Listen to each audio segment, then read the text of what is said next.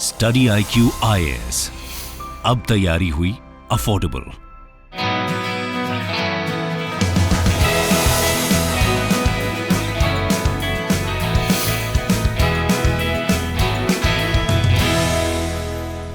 किसी देश को अगर अपना पावर स्टेटस इतना इंप्रूव करना है कि यूएस जैसी सुपर पावर और इसके साथ other major powers like European nations मिलकर आपको रोकना भी चाहें तो नहीं रोक सकते ऐसा एक्शन लेने से जो आपकी राष्ट्र हित के लिए जरूरी है। तो इसके लिए आपको क्या क्या चाहिए, पहले आपको बता दूं, ये एक रशियन नैरेटिव है। रशिया का मानना है कि यूक्रेन में एक्शन जरूरी था उनकी राष्ट्र सुरक्षा के लिहाज से, नहीं तो नेटो उनके द्वार तक आ जाती और रशिया के जो ईस्टर्न फ्रंटियर है यानी कि ईस्टर्न टेरिटरी है वहां पर उनके इकोनॉमिक सेंटर्स मौजूद हैं। अब रशिया के पास ऐसा है क्या जिस वजह से रशिया अभी तक इस वॉर को कंटिन्यू कर पा रहा है despite so many economic sanctions? एक रीजन जो आपको शायद समझ में आता होगा कि सर रशिया के पास ऑयल एंड गैस है जिसकी यूरोपियन यूनियन को भी जरूरत है। ये एक फैक्टर हुआ। फिर आप में से कुछ लोग कहेंगे सर रशिया एक मिलिट्री माइट रखता है, मींस डिफेंस कैपेसिटीज जो हैं रशिया की वो फिनोमिनल हैं। ये एक दूसरा रीजन है। लेकिन क्या ये दो रीजन यही रीजन है या इसके अलावा और कोई इक्वेशन भी है जो साइमल्टेनियसली वर्क कर रही है? जैसे कि रशिया को रिसेंटली कमोडिटी सुपर पावर कहा गया और कहा गया ये एक रीजन है जिसकी वजह से जो economic weapons of mass destruction कहा जा रहा था जिन सेक्शंस को, वो नाकाफी साबित हो रहे हैं और इवन बैड इंपैक्ट ला रहे हैं यूरोपियन यूनियन पर भी और अमेरिकन इकोनॉमी पर भी और दुनिया भर में कितनी पुअर कंट्रीज पर भी। तो चलिए समझते हैं इस इशू को इसकी गहराई से। यहां से मेंस का एक बहुत ही अच्छा क्वेश्चन बनता है, वो आपको करना होगा। यहां से जो कंटेंट डिस्कस होगा प्लीज पॉइंट को नोट डाउन करते रहिएगा, मैं हाईलाइट भी करता रहूंगा। साथ में यहां से एक प्रीलिम स्पेसिफिक लोकेशन से क्वेश्चन बनता है, उसके बारे में भी हम चर्चा करेंगे। UPSC pre plus means live classes batch 1 आप लोगों ने काफी प्यार दिया। एडमिशंस अभी क्लोज कर दिए गए हैं। आप में से जो लोग अभी प्लानिंग फेज में थे या किसी वजह से नहीं एडमिशन ले पाए थे तो नेक्स्ट अपॉर्चुनिटी 15 जुलाई है, यहाँ से बैच स्टार्ट हो रहा है, लेकिन एडमिशन स्टार्ट हो गए हैं। तो जब तक ये फुल हो जाए आई वुड एडवाइस कि अभी एडमिशन ले लीजिए। कारण देखिए 900 प्लस आवर्स का कॉम्प्रिहेंसिव कवरेज इसमें है, यानी कि कोई पार्ट आपका जीएस का छूटेगा नहीं। साथ में आपको करंट अफेयर्स प्रोग्राम मिल रहा है। कई स्टूडेंट्स ऐसे होते हैं वो हार्डवर्किंग तो हैं लेकिन कई ऐसे इश्यूज फेस करते हैं तैयारी के दौरान जो खुद नहीं समझ पाते। कई बार सब्जेक्ट स्पेसिफिक फाउंडेशन का वीक होना या फिर कुछ नॉन एकेडमिक इश्यूज हो सकते हैं। तो ऐसे में उन सभी इश्यूज को रिजॉल्व करने के लिए मेंटरशिप प्रोग्राम रखा गया है। कई टॉपर्स से आप बात करेंगे तो वो कहते हैं कि हमारे 2 साल इस वजह से वेस्ट हो गए कि हमें कोई सही दिशा दिखाने वाला नहीं मिला, तो काफ़ी समय तो दिशा खोजने में लग गया। कई स्टूडेंट्स मानते हैं कि केवल अगर सब्जेक्ट को तैयार कर लिया तो यूपीएससी की तैयारी है। नहीं, you need to have exam centric approach और एग्जाम की अपनी एक डिमांड है, यानी कि आपको अपने व्यक्तित्व को भी मोल्ड करना पड़ेगा। इसी वजह से यहाँ पर एक अलग से प्रोग्राम हो रहा है, ग्रुप मेंटरशिप प्रोग्राम, जहाँ पर आईएएस ऑफिसर्स टॉपर्स आपके साथ इंटरेक्ट करते हैं और आपको बताते हैं कि देखिए ये चैलेंजेस तो हमारे साथ भी आए थे, हमने इस तरीके से हैंडल किया था। तो फुल टीम आपके लिए यहाँ पर है। अभी आप studiiq.com पर जाएंगे तो आपको 25,500 वहाँ फीस शो हो रही होगी। आप त्यागी लाइफ कोड यूज करेंगे तो आप 18,999 में इसको अवेल कर सकते हैं। देखिए यहाँ पर 18 है, फर्दर 1000 डिस्काउंट हो गया यहाँ पर। तो I think this is the golden opportunity. Join in, मिलते हैं वहां पर। शशांक त्यागी फॉर यू आप मेरे साथ कनेक्ट कर सकते हैं इंस्टा, टेलीग्राम, ट्विटर पर। आपका कभी कोई डाउट है और यहाँ पर वीडियो से जुड़े अपडेट्स एमसीक्यूज आते रहते हैं। यानी कि जैसे न्यूक्लियर अटैक से नुकसान होता है ना, बस उससे एक स्टेप पीछे मान लीजिए, इतने खतरनाक होते हैं इकोनॉमिक सैंक्शंस। कहा गया जल्दी ही रशियन इकोनॉमी क्रम्बल करने लगेगी और ऐसे मिस्टर पुतिन को बैक ऑफ करना पड़ेगा यूक्रेन से। लेकिन क्या ऐसा हुआ? नहीं हुआ। क्यों नहीं हुआ? क्योंकि ये डबल एज स्वर्ड है, दो धारी तलवार है। नुकसान आप हमें पहुंचाएंगे तो आपको भी पहुंचेगा। पुतिन सोच रहे होंगे कि हम डूबेंगे सनम तो आपको भी ले डूबेंगे, कारण बैकफायर होगा ना। अभी बैकफायर कैसे हो रहा है? नंबर 1, हाई इन्फ्लेशन, महंगाई बहुत ज्यादा बढ़ गई है। ईयू में भी, यूरोपियन नेशंस में भी, यूएस में भी और कई देशों में, इंडिया में भी देख लीजिए आप। कारण क्या है इसका? कारण है क्योंकि रशिया जो है केवल ऑयल एंड गैस की सप्लाई नहीं करता, इसके अलावा कितनी सारी कमोडिटीज की सप्लाई करता है। अगर वो सप्लाई साइड से डिस्ट्रप्शन होगा और डिमांड बनी हुई है तो मुझे बताइए प्राइस राइज होगा कि नहीं होगा? प्राइस राइज होगा इंटरनेशनल मार्केट में। तो इसका नेगेटिव इंपैक्ट यूएस भी झेल रहा है। मिस्टर बाइडेन कह रहे हैं कि देखिए ये तो पुतिन प्राइस हाइक है, पुतिन के द्वारा हुआ है। अगर पुतिन ये अटैक ना करते तो ये प्राइस हाइक ना होता। तो कई लोग क्वेश्चन करें लेकिन आपके इकोनॉमिक सैंक्शंस भी तो इसका कारण है। अब जरा एक ग्राफ देखिए, ब्रिटेन में इन्फ्लेशन, यूएस में इन्फ्लेशन, यूरो एरिया में इन्फ्लेशन, तो इन्फ्लेशन बढ़ रहा है। अब रेवेन्यू की बात करते हैं। क्या आपको लगता है रशिया का जो रेवेन्यू है, जो ऑयल एंड गैस की अगर हम बात करें, तो उस पर नुकसान आया होगा उनको या फायदा हुआ होगा? शायद आप में से कुछ लोग कहेंगे कि सर अगर सैंक्शंस लगे हैं, हमने ये तो सुना है कि हाँ ईयू देश अभी भी खरीद रहे हैं, लेकिन कुछ तो कम एक्सपोर्ट हुआ है। तो अगर कम एक्सपोर्ट हुआ है सर ऑयल एंड गैस का, तो यानी कि रशिया की इकोनॉमी को ऑयल एंड गैस के एरिया में कुछ नुकसान हुआ होगा रेवेन्यू में, यानी कि जो कमाई है। आपको ऐसा लग रहा होगा, लेकिन ऐसा है नहीं। कारण सैंक्शंस लगने की वजह से global supply oil and gas की हो गई कम। अगर ग्लोबल सप्लाई कम, डिमांड बनी हुई है, तो इंटरनेशनल मार्केट में प्राइस हाई हो गया। तो मिस्टर पुतिन कह रहे हैं कि पहले इतना, मान लीजिए एग्जाम्पल देने के लिए समझा रहा हूं आपको, इतना ऑयल देकर मुझे मिलता था $10, अब तो मात्र इतना ऑयल देकर $10 मिल जाएगा, क्योंकि आपने ऑयल का प्राइस बढ़वा दिया है मेरे लिए। तो यानी कि रेवेन्यू में तो बूस्ट आ गया। मिस्टर बाइडेन से कहा ये क्या किया है आपने, ये तो उल्टा फायदा करा दिया मिस्टर पुतिन को। बाइडेन कह रहे हैं जरा समझिए, लॉन्ग टर्म देखिए, उनकी इकोनॉमी को नुकसान होगा ही होगा। ऐसा क्यों? उन्होंने कहा सैंक्शंस केवल ऑयल एंड गैस में ही थोड़ी ना लगाए हैं, सैंक्शंस तो हमने टेक्नोलॉजी में भी लगाए हैं। यानी कि उनकी जो एनर्जी इंडस्ट्री है उसको भी कई सारी टेक्नोलॉजी की जरूरत होती है, डिवाइसेस की जरूरत होती है, जो यूरोप से एक्सपोर्ट होते हैं हम वहां से नहीं होने देंगे। दूसरा, उनकी एरोस्पेस इंडस्ट्री है, उनकी कंप्यूटिंग इंडस्ट्री है, सबको कितने सारे पार्ट्स की जरूरत होती है, कई सॉफ्टवेयर्स की जरूरत होती है, हमने एक्सपोर्ट पर लगा दिया है सैंक्शन। तो यानी कि लॉन्ग टर्म में उनको नुकसान होना ही होना है, नुकसान होगा, वो बैक ऑफ करेंगे। अब सवाल उठता है कब? जब हमको और ज्यादा नुकसान हो जाएगा। अच्छा, रूबल यानी कि रशियन करेंसी पर क्या इंपैक्ट हुआ? देखिए स्टार्टिंग में तो वो वीक हो गई। कारण क्या था?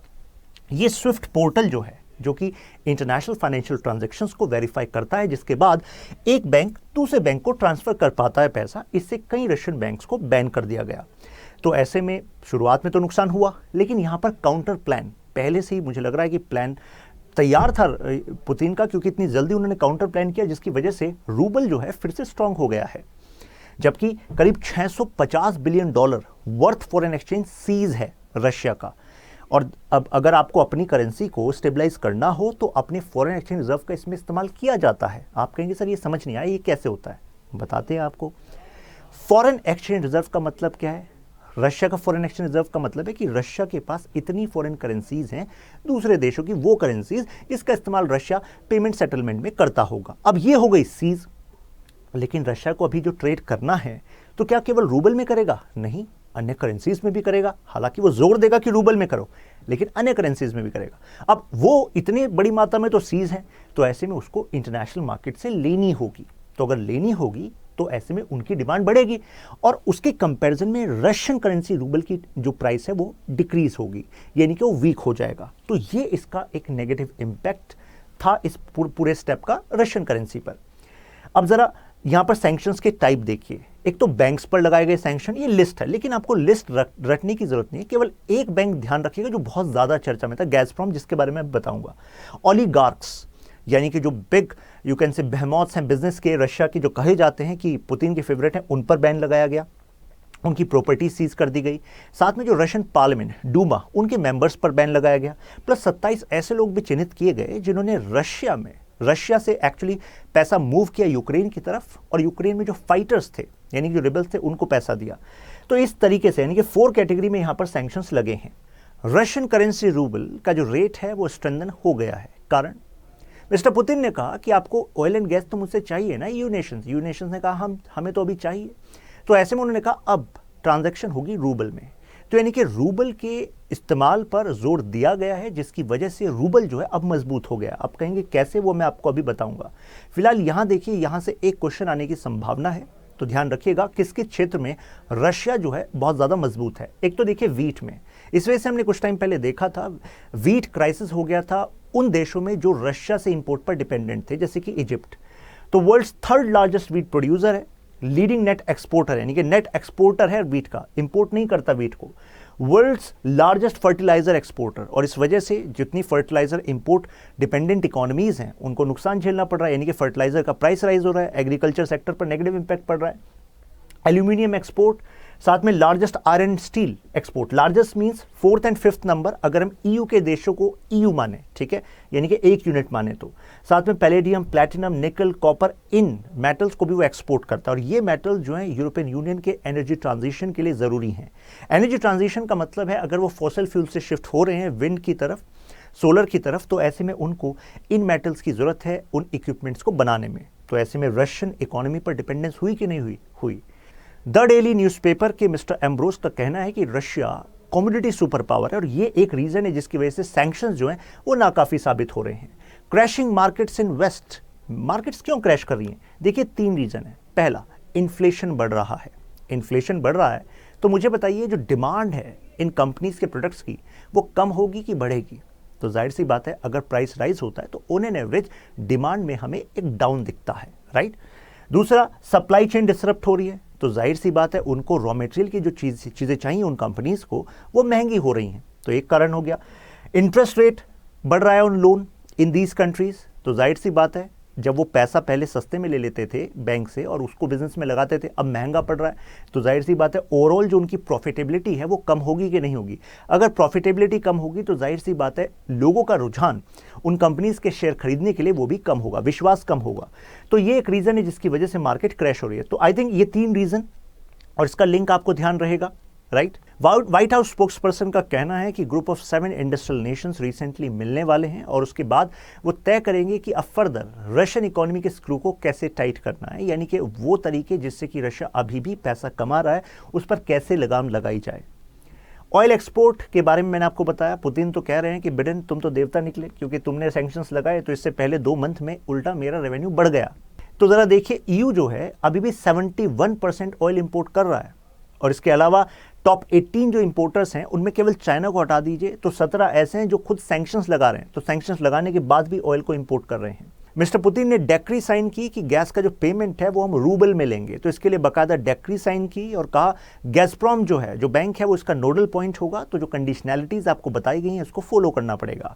फॉरेन करेंसी आप लाना चाह रहे हैं तो इस बैंक में जमा होगी और यहीं से रूबल में कन्वर्ट होकर मिलेगी। इनिशियली ईयू के कई देशों ने कहा कि नहीं ये तो गलत है, हम ऐसा एक्सेप्ट ही नहीं करेंगे, लेकिन ग्रेजुअली क्योंकि ज़रूरत थी तो जाहिर सी बात है फिर आदमी फ्लेक्सिबल हो जाता है। तो ऐसे में ENI, यूनिपर, OMV ये मेन इंपोर्टर्स हैं, इन्होंने तो ट्रांजैक्शन स्टार्ट भी कर दिए हैं। तो अराउंड 20 इंपोर्टर्स हैं जो अभी फाइनली गैसप्रॉम वाले रूट से इंपोर्ट कर रहे हैं, पेमेंट कर रहे हैं, और साथ में 14 ऐसे हैं जो भी लाइन में हैं। अब देखिए चाइना को इससे बड़ा बेनिफिट हो रहा है और देखिए यूएस को इससे क्या नुकसान होगा। हम देख रहे हैं कि चाइना एक तरीके से strategic you can say opponent है यूएस का, लेकिन चाइना इस मौके का फ़ायदा उठाकर हैवी अमाउंट में ऑयल एंड गैस ले रहा है और वो भी हैवीली डिस्काउंटेड प्राइस पर, तो यानी कि चाइना को बेनिफिट हो गया। अब यहाँ पर एक क्वेश्चन मेरा आपसे है कि देखिए कहा जा रहा है कि मिस्टर पुतिन का रेवेन्यू तो बढ़ रहा है लेकिन इकोनॉमिक ग्रोथ नहीं बढ़ रही, तो इसका एक नेगेटिव इंपैक्ट होगा ही होगा। ऐसा क्यों? देखिए जब मैं इकोनॉमिक ग्रोथ शब्द यूज़ करता हूँ तो इसका मतलब ये है कि ओवरऑल जो रशिया का प्रोडक्शन है और गुड्स का है और फिर सर्विसेज हैं तो वो इंक्रीज हो रहा होगा, लेकिन यहाँ पर वो नहीं हो रहा। रेवेन्यू इंक्रीज हो रहा है ऑयल एंड गैस से। ऐसा क्यों? क्योंकि ऑयल एंड गैस से तो रेवेन्यू इसलिए इंक्रीज हो रहा है क्योंकि इंटरनेशनल मार्केट में प्राइस बढ़ गया, लेकिन जितने सारे व्यापार अदर सेक्टर्स के वहाँ पर अब डिसरप्ट हुए, आपको नहीं लगता कि वहाँ पर जॉब क्राइसिस रशिया में हो रहा होगा? जी हाँ, हो रहा है। ये कुछ वेस्टर्न नेशंस की कंपनीज है, ब्रांड्स हैं जिन्होंने अपना व्यापार वहाँ से हटा दिया है, तो जाहिर सी बात है इससे जॉब लॉसेस हुई होंगी रशिया में। कई ऐसे देश जिनका यूक्रेन के वॉर से कोई लेना देना था नहीं, लेकिन उनको भी नेगेटिव इंपैक्ट झेलने पड़ रहे हैं। Economic turmoil, political turmoil, Sri Lanka, Peru, कितने एग्जाम्पल्स हमारे सामने हैं। आप कहेंगे ऐसा क्यों? क्योंकि वर्ल्ड इकोनॉमी कनेक्टेड है ना। ऑयल एंड गैस का प्राइस राइज हुआ तो जाहिर सी बात है इनके लिए भी मुश्किलें होंगी कि नहीं। ग्लोबल ट्रेड डिसरप्ट होगा तो इनका ट्रेड डिसरप्ट होगा कि नहीं। तो जिन देशों के पास रेजिलेंस है यानी कि झेलने की क्षमता है टफ टाइम को, वो तो सेल कर जाएंगे, बाकियों को ये पॉलिटिकल टर्मोइल झेलना पड़ेगा। रशियन सक्सेस, रशिया ने 3 चीज़ें अपने फेवर में कर ली हैं। पहला, क्रीमिया को तो पहले एनेक्स किया हुआ था, क्रीमिया तक लैंड कॉरिडोर क्लियर है रशिया के लिए। जिस समय मैं वीडियो बना रहा हूं इस समय करीब 90% जो यूक्रेन के एनर्जी रिजर्व्स हैं वो रशिया के अंडर हैं। तीसरा, क्रिटिकल जो पोर्ट इंफ्रास्ट्रक्चर है यूक्रेन का वो भी रशिया के अंडर है। जरा इस एरिया को देखिए आप, यहां से एक लोकेशन वाइज क्वेश्चन आ जाएगा तो ध्यान रखिएगा। यह सी ऑफ एजोव और यह है ब्लैक सी। आपसे पूछ लेगा कौन नॉर्थ में कौन साउथ में, ध्यान रखिएगा स्ट्रेट क्या है, यानी कि कनेक्ट करने वाला ये जो वाटर बॉडी, ये स्ट्रेट ऑफ कच। तो याद रखने का तरीका AKB, इस तरीके से ध्यान रखेंगे तो ये वाला क्वेश्चन आपसे हो जाएगा। मिस्टर बाइडेन का स्टेटमेंट है कि देखिए हमने जो करना था वो हमने कर दिया, अब ये एक वेटिंग गेम है। कौन इस टफ टाइम को ज्यादा लंबे समय तक सस्टेन कर जाएगा वही जीता हुआ माना जाएगा। अब जरा एक क्वेश्चन देखिए, western economic sanctions against Russia couldn't deliver expected results, analyse. I think अब इस क्वेश्चन को लेकर आप कंफर्टेबल होंगे। फिर मिलते हैं नेक्स्ट वीडियो में, तब तक के लिए keep learning, keep growing. Study IQ IAS, अब तैयारी हुई अफोर्डेबल।